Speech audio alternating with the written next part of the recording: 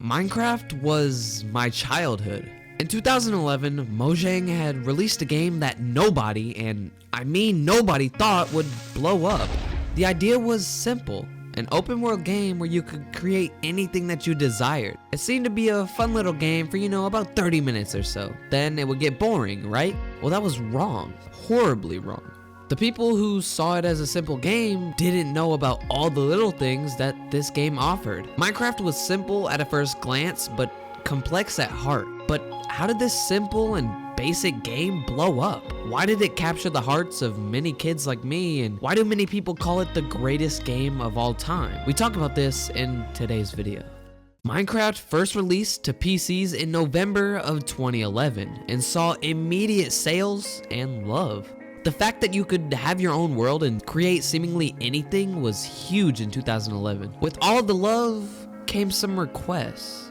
People who heard of the game desperately wanted to play Minecraft on their game consoles. PCs were very expensive compared to consoles, so many people didn't even have a PC. So what did Mojang do? They made a whole new version of Minecraft, ported it over, and a month after the original release, they released this amazing game for phones. What? This wasn't what people were asking for. They said they wanted to play on consoles, but phones? To many people, they were mad. They wanted it to be on consoles, but they released it on handheld devices. Like I said, to many people, it was not good, but to me, it was incredible. In my case, I did not know about Minecraft. I had a Nintendo Wii, and I was in love with games such as Mario Kart and Black Ops 1. So picture this. It was a boring day, and me and my family were planning to go on a road trip. So I was on my iPad just looking at the App Store, trying to find some new games I could play on the way there. I wanted some new games, and when I tell you that I loved video games, believe me, I actually was in love with them. They were the best thing in my life. When I wasn't at home with my Wii, I was really sad. So I figured I needed some games that I could play without Wi-Fi. On this trip, I needed offline games because we weren't that rich family who purchased cars with built-in Wi-Fi. But to me, every single game that I thought was fun or looked interesting needed a Wi-Fi connection. There was no good offline games. It sucked that my iPad didn't have data. I looked through games and found many candidates for me to download, and then I proceeded to download them. Now, my parents were not the type to spend money on the App Store. They usually said that it was wasting money to buy games on your phone, so I naturally looked through the free games section. While I was looking through all sorts of games, one game caught my young eyes and had me in love. I hope you guys know what game I'm talking about. Call of Duty Mobile. I'm kidding. Minecraft. Looking at the screenshots and the reviews, I knew I had to get this game. My imagination was amazing as a young kid, and I couldn't wait to see what I could do with it in a whole world by myself. Plus, this game was offline. Everything was perfect to me, except for the price tag. Everything I read about the game, from the reviews to the screenshots to the about, I loved until I checked the price. $6.99 for a mobile game? Plus, it didn't even have online capabilities. Seemed like a ripoff to my parents and kinda a ripoff to me. I thought it looked cool, but $7 for a mobile game? At the time though, I would have been happy if they bought me a game that was 99 cents. So no, I didn't get it, but eventually I ended up convincing them to buy me it. I sold my Nintendo Wii and all of the games for this one $6 mobile game. This is what I meant by Minecraft was my childhood. I sold everything that I ever loved for this iPad game, and I hoped I would get the love back. And I did. The game was just as I thought it would be, endless fun, and I could do whatever I wanted. I obviously started in creative because who didn't? And I let my imagination go to work. I built houses and cities, and even though they looked horrible, I took pride in them. Survival was another story. I had to work for my blocks, eat food, replenish my hunger, run away from zombies. What was this? I checked some tutorials on how to win survival mode and went to working. I was on my iPad at all times these days. YouTube was a savior for me, and I searched up a whole bunch of Minecraft tutorials and tried to learn how to play the game. I learned how to mine from one of these tutorials, and by the end of the video, I was already at bedrock. Just then, I saw something blue. something that looked exotic and something that could be amazing. So I mined it and weird blue things jumped out. I said diamonds, but it was lapis lazuli. Let's just say I hated lapis lazuli forever after that incident. Eventually, I became a god at the game and kind of got bored of it. There was new updates every once in a while, but it was just bland to me. I built everything that I wanted to and was done. I honestly still think it's funny that I sold my Wii and 15 plus games for it for a $6 iPad game. Like, the Wii was in its prime at the time and I sold it for Minecraft on my iPad. What was I doing? After it got boring, I was just stuck to my iPad and the free games I had.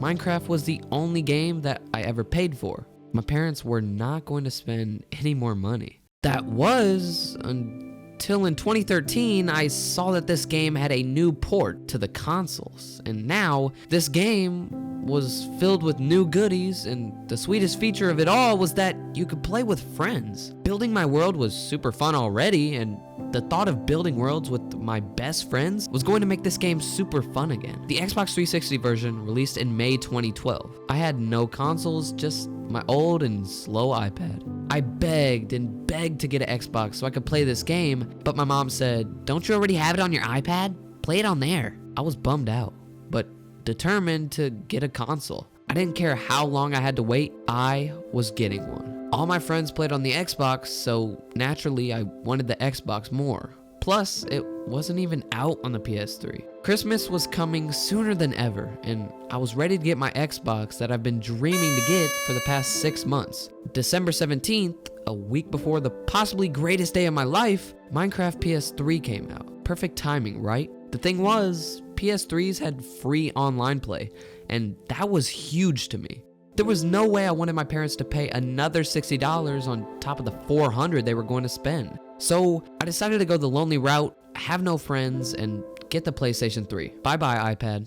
The game was better than ever, and I quickly got used to the controls as well as got some new friends to play with. It was all coming together now. I had a great console which I could play all my favorite childhood games on, except for Mario Kart. My focus between 2013 and 2015 was Minecraft and another game, Call of Duty. But that soon changed. I started to get into school more, sports more, and just hung out with friends more.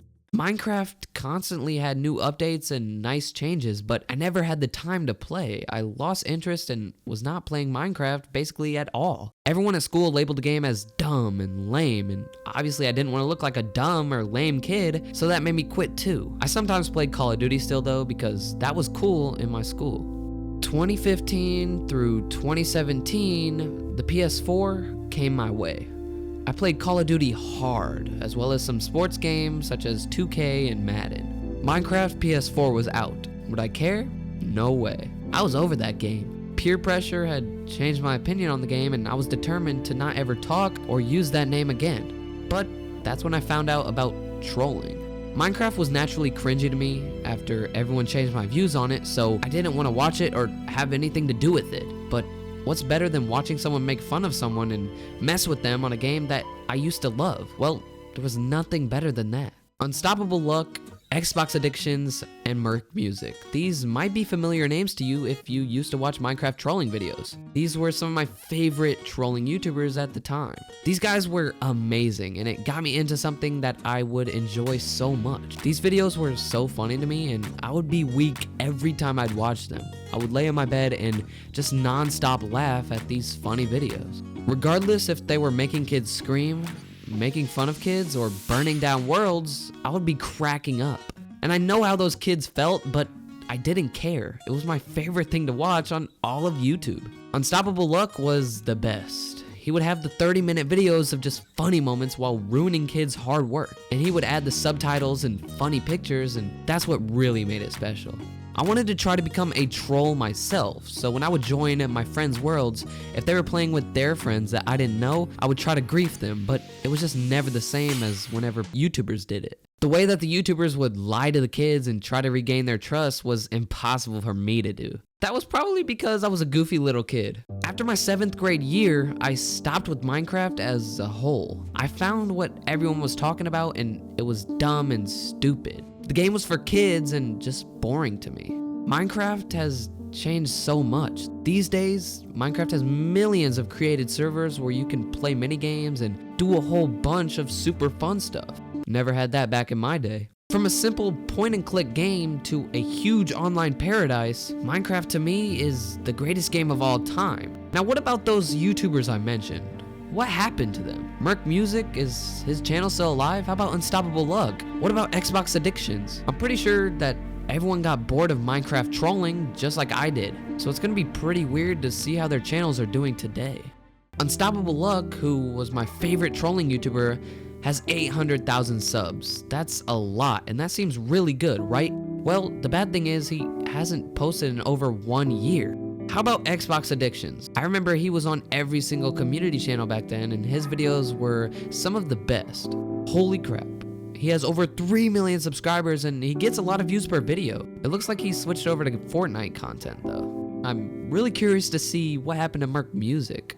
He has 4 million subscribers, but only gets around 200k to 400k a video. That's not bad at all, it's just weird to me. I feel like if you have 4 million subscribers, you should at least get around like 800k or something views, but 200k is not bad. To me, it's surprising to see 2 out of the 3 YouTubers still going. That's really nice to know, and kinda sad that my favorite hasn't posted in a year. In conclusion, Minecraft was simply my whole childhood and was a huge part of my life. I can assure you that most people watching this right now can agree with me. This simple but complex game touched all of our hearts and will definitely go down as one of the greatest games of all time. And that's not just for me. Thanks for watching this video. If you did enjoy it, go ahead, click on my profile picture and go ahead and subscribe. I mean, why don't you want to see entertaining videos in your subscription feed? I mean, why wouldn't you want to do it? And if any of the videos on the screen look interesting, why not click on it?